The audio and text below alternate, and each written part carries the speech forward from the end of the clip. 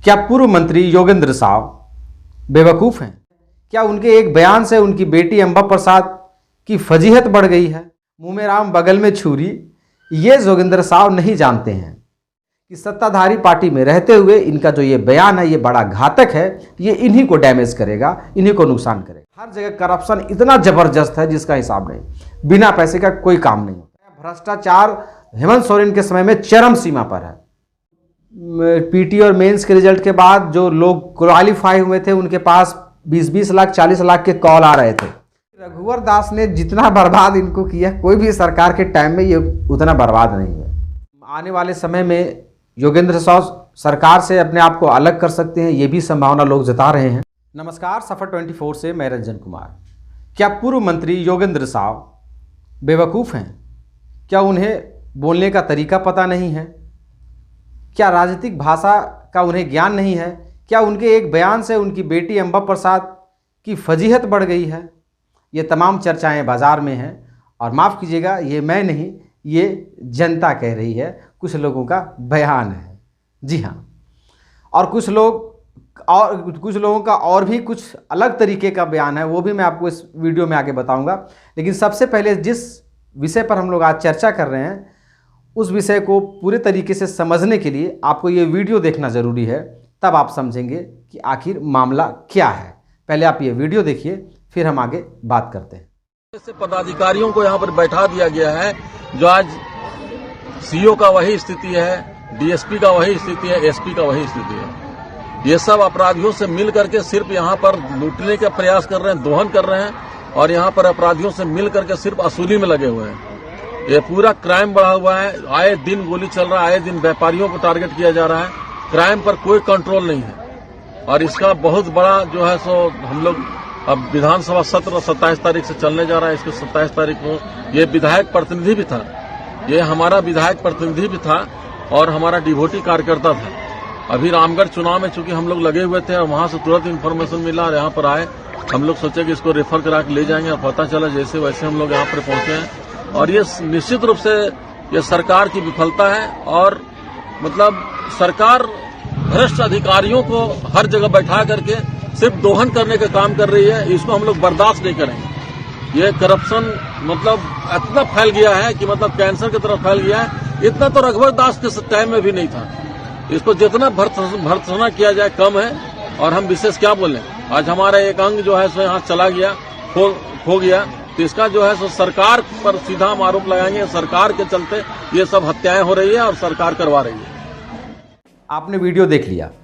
Video में आपने सुना होगा योगेंद्र साहब को कहते हुए, उन्होंने इस छोटे से वीडियो में 3-4 बातें, अहम बातें की है, जिससे बाजार में ये चर्चा है कि योगेंद्र साहब बिल्कुल बचकाना बड़बोलापन बयान दिए हैं, जिससे उनकी बेटी अंबा प्रसाद जो विधायक हैं उनकी फजीहत बढ़ गई है।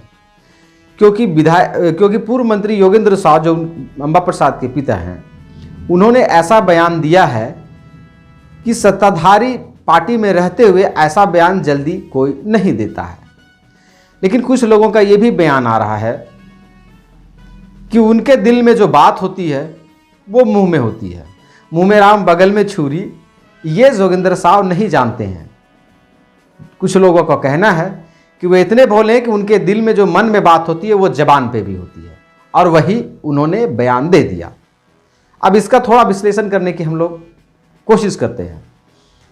योगेंद्र साहब ने ये जो बयान दिया है वो किस तिलमिलाहट में दिया है, किस गुस्से में दिया है, इस परिस्थिति को भी समझना होगा। उनका एक कैडर, एक पक्का कैडर उनका जो था, कि पार्टी का एक कार्यकर्ता कहिए, जब वो विधायक प्रतिनिधि भी था, उसको गोली मार के अपराधियों ने उनकी हत्या कर दी। अब आपके पार्टी का कोई पक्का कैडर कोई हो, कोई कार्यकर्ता हो जो आपसे बिल्कुल नज़दीकी रखता हो। एक बयान में आया है अंबा प्रसाद का कि वो राइट हैंड था। हम लोगों का एक तरह का पारिवारिक संबंध था, राइट हैंड था हमारा, और उस पर अटैक होना मतलब डायरेक्ट हमारे पे अटैक होने के बराबर है। ये अंबा प्रसाद का भी बयान है। तो यहाँ पे आप इस चीज़ को समझ सकते हैं कि जब परिवार के किसी सदस्य पर अगर हमला होता है तो वहाँ पर राजनीतिक रूप से बयानबाजी करना बड़ा ही मुश्किल हो जाता है। वहाँ लोग ये नहीं देखते हैं कि हम किस पार्टी में हैं, हमारा क्या नुकसान होगा, हमारा क्या नफ़ा होगा, बस वहाँ दिल की बात मुंह में आ जाती है। लेकिन कुछ लोग इसे ये भी कह रहे हैं कि सत्ताधारी पार्टी में रहते हुए इनका जो ये बयान है ये बड़ा घातक है, ये इन्हीं को डैमेज करेगा, इन्हीं को नुकसान करेगा। क्या नुकसान करेगा, क्या डैमेज करेगा, वो तो बात की बात है, लेकिन इन्होंने बयान जो दे दिया उस पर 2 प्रतिक्रियाएं तो आ रही है। एक प्रतिक्रिया और भी आ रही है, कुछ लोगों का ये कहना है कि ये जो बात बोले ये तो बिल्कुल सही बोले हैं, अपने दिल की बात बोले हैं, लेकिन ये बात इन्हें पहले बोलना चाहिए। लेकिन ये तब बोले जब इनके ऊपर ये बीती। इनके ऊपर बीती कहने का सेंस क्या है? अभी की जो सरकार है वो तमाम तरह के आंदोलनों में जो लोग आंदोलन कर रहे थे, धरना प्रदर्शन कर रहे थे अपनी मांगों को लेकर के, सरकार उनकी नहीं सुनती थी, उनके ऊपर लाठियां कई बार चार्ज हुई, लेकिन उस समय ये कुछ नहीं बोले। लेकिन जब आज इनके पार्टी का एक इनका कार्यकर्ता जब मारा गया तो ये तिलमिला उठे और इनकी बात जो है वो निकल आई, जो इन्हें पहले बोलना चाहिए था। योगेंद्र साहब के बयान में आपने सुना होगा कि उन्होंने भ्रष्टाचार पर वार किया, भ्रष्टाचार की बात की कि सरकार अपने लोगों को जगह जगह पर ओहदे पर बैठा रखी है केवल वसूली करने के लिए। ये बात सही है या गलत है ये तो जनता तय करेगी, और जनता इसे देख भी रही है, क्योंकि करप्शन तो बढ़ा हुआ है। जहाँ तक मैं भी देख रहा हूँ, आप ब्लॉक लेवल पे देखिए या फिर थाने पे जाइए या फिर जिला कार्यालय में कहीं पे जाइए, हर जगह करप्शन इतना ज़बरदस्त है जिसका हिसाब नहीं। कोई भी एक काम, छोटा छोटा काम लीजिए आप, प्रमाण पत्र बनाने से लेकर के ज़मीन की रजिस्ट्री, मोटेशन जो भी हो, थाने में काम हो, हर जगह पैसा लगता है। तो भ्रष्टाचार बिल्कुल बढ़ा हुआ है।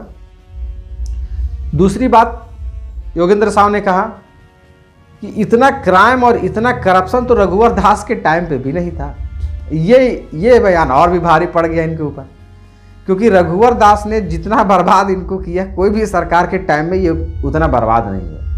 रघुवर दास के कार्यकाल में इनके ऊपर कितना केस ठोका गया, 20वां केस ठोका गया होगा इनके ऊपर लदाया, और उससे अभी भी पूरी तरीके से ये बरी नहीं हो पाए हैं।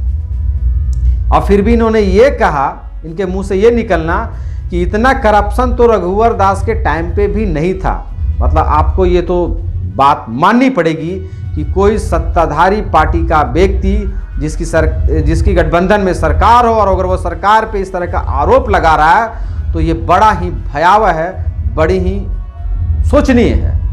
उन्होंने अपने बयान में आवेश में एक बात और कह डाली, ये जो करप्शन हो रहा है, जो हत्याएं हो रही है, इसका सीधा का सीधा जिम्मेवार सरकार है, ये सब सरकार करवा रही है। मतलब वो क्या दिखाना चाह रहे हैं कि सरकार ईच एंड एवरीथिंग, हर चीज़ को अपने कंट्रोल में करना चाहती है। हम यहाँ अपना पॉइंट ऑफ व्यू कुछ देना चाहेंगे। जोगिंदर साहब के बयान को कुछ लोग बचकाना, कुछ लोग बड़बोलापन, कुछ लोग बेवकूफ़ी कह रहे हैं, कुछ लोग ये कह रहे हैं कि जोगिंदर साहब के दिल में जो बात होती है वो ज़बान पे भी होती है। वो ये नहीं देखते हैं कि बात कहाँ तक जाएगी, इसका चोट किसको लगेगा। ये जोगिंदर साहब की खासियत है, कुछ लोग ये भी कह रहे हैं। अब जो भी हो, बयान तो आ गया है, तीर कमान से छूट गया है, इसका क्या नफ़ा नुकसान होगा, मुख्यमंत्री कितना टारगेट करते हैं इनको या फिर कैसे इसको हैंडल करते हैं, वो तो बात की चीज़ है। लेकिन हम इस पे ये कहना चाहेंगे कि योगेंद्र साहब ने जो आरोप लगाए सरकार के ऊपर, वो आरोप बहुत हद तक सही बैठ रहा है। जी हाँ, सही इसलिए बैठ रहा है क्योंकि उन्होंने भ्रष्टाचार का जो आरोप लगाया, भ्रष्टाचार हेमंत सोरेन के समय में चरम सीमा पर है। ये बात माननी होगी कि चरम सीमा पर है। चरम सीमा जो है वो मैं ऐसे हवा में नहीं बात कर रहा हूँ, मैं आपको 2-3 पॉइंट गिना दे रहा हूँ। हेमंत सोरेन ने आते के साथ कहा था कि आप जमीन की रजिस्ट्री करवाएंगे, उन्होंने एक नियम लगाया था, तो वो आपको मोटेशन कराने के लिए ब्लॉक नहीं जाना होगा, वो आपको स्वतः मोटेशन हो जाएगा। ऐसा कुछ नहीं हो रहा है। मोटेशन के लिए अभी भी ब्लॉक के चक्कर लोग लगा रहे हैं, सीईओ को पैसे दे रहे हैं, उसके बाद उनका काम हो रहा है। तो बोलना और उस पर अमल करना बहुत फर्क होता है। सरकार ने कहा था पेट्रोल पे सब्सिडी दी जाएगी। पेट्रोल कितने लोगों को सब्सिडी मिल रहा है आप लोग पता कर लीजिए। मुझे तो नहीं लगता है किसी को मिल रहा है, क्योंकि पेट्रोल सब्सिडी का जो प्रक्रिया वो बड़ी पेचीदा है। कुछ लोगों को मिल रहा होगा, तो मुझे लगता है 1-2% लोगों को मिल रहा होगा, वो अलग बात है, लेकिन मैक्सिमम लोगों को नहीं मिल रहा। सरकार ने कहा था, अनुबंध कर्मियों से वादा किया था आने से पहले कि हम जैसे आएंगे आप लोगों को परमानेंट करेंगे। अभी तक कोई भी अनुबंध कर्मी जो है वो परमानेंट नहीं हुआ है, सारे अनुबंध कर्मी आंदोलन पे हैं।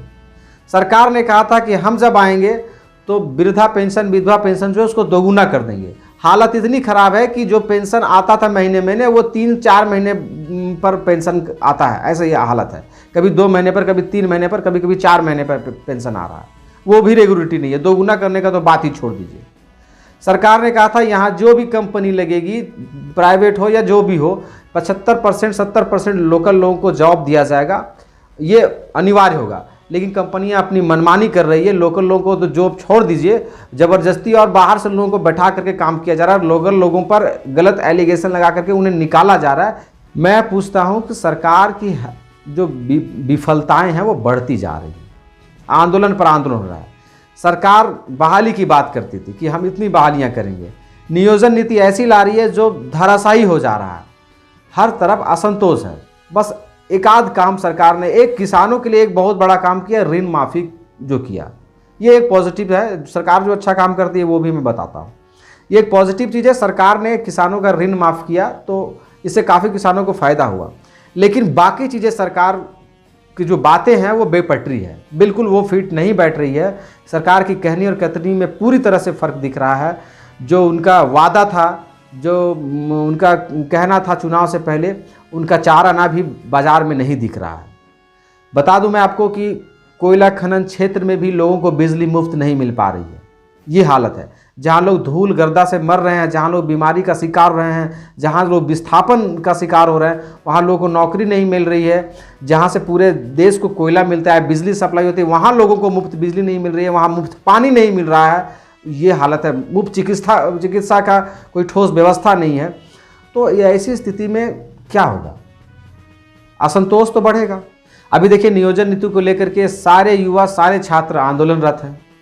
युवा पूरे गुस्से में हैं, नाराज़गी में हैं, क्योंकि वैकेंसी सही से नहीं सरकार निकाल रही है।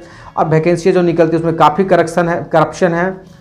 मैं आपको बता दूं कि जो जेपीएससी का रिज़ल्ट जब पिछली बार आया था, तो पीटी और मेंस के रिज़ल्ट के बाद जो लोग क्वालिफाई हुए थे उनके पास 20-20 लाख 40 लाख के कॉल आ रहे थे।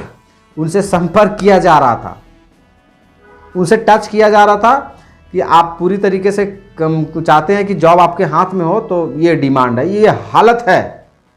तो करप्शन लेवल तो बढ़ा हुआ है इसमें। सर अगर कोई कहे कि योगेंद्र साहब बेवकूफ़ आदमी है, तो ऐसी बेवकूफ़ी सही है जो सरकार की गंदगी को बाहर निकाले। मैं सही मानता हूँ इसे। और एक बात है कि सरकार के अंदर में रह करके सरकार का विरोध करना, उसके सरकार की नीतियों की, उनकी खामियों को उजागर करना, ये हर किसी के बस की बात नहीं है। क्योंकि सरकार से डायरेक्ट आप टक्कर ले रहे हैं तो आपको लोग बेवकूफ़ बोल सकते हैं, लेकिन आप दिलेर हैं, ये बात तो है। अब इस दिलेरी में नुकसान तो आपका भी है। और जब नुकसान उठाने को तैयार है भाई, नुकसान उठा के कोई अगर कोई बात बोल रहा है सार्वजनिक रूप से सभी के लिए, तो वो दिलेर तो है ही। एक बात और है कि सरकार के खिलाफ इस तरह के तीखे बयान से क्या आने वाले समय में योगेंद्र साहब सरकार से अपने आप को अलग कर सकते हैं, ये भी संभावना लोग जता रहे हैं। क्योंकि जिस तरह का तीखा बयान इनका आया है, कहीं न कहीं ये भी संभावना जताई जा रही है कि शायद ये अपने आप को सरकार से अलग कर लें या पार्टी से भी अलग कर सकते हैं। वो तो भविष्य के गर्भ में है, लेकिन जो बयान है इस पर यह भी चर्चा हो रही है। तो कुल मिला करके योगेंद्र साहब पूर्व मंत्री जो थे, उनके जो बयान है उस पर जो मार्केट गर्म है, जो चर्चा हो रही है, उस पर एक छोटा सा विश्लेषण था। आप लोगों को कैसा लगा हमारे चैनल पे कमेंट करके ज़रूर बताएंगे। आप हमारे चैनल सफ़र 24 के साथ बने रहिए। तब तक के लिए नमस्कार, धन्यवाद।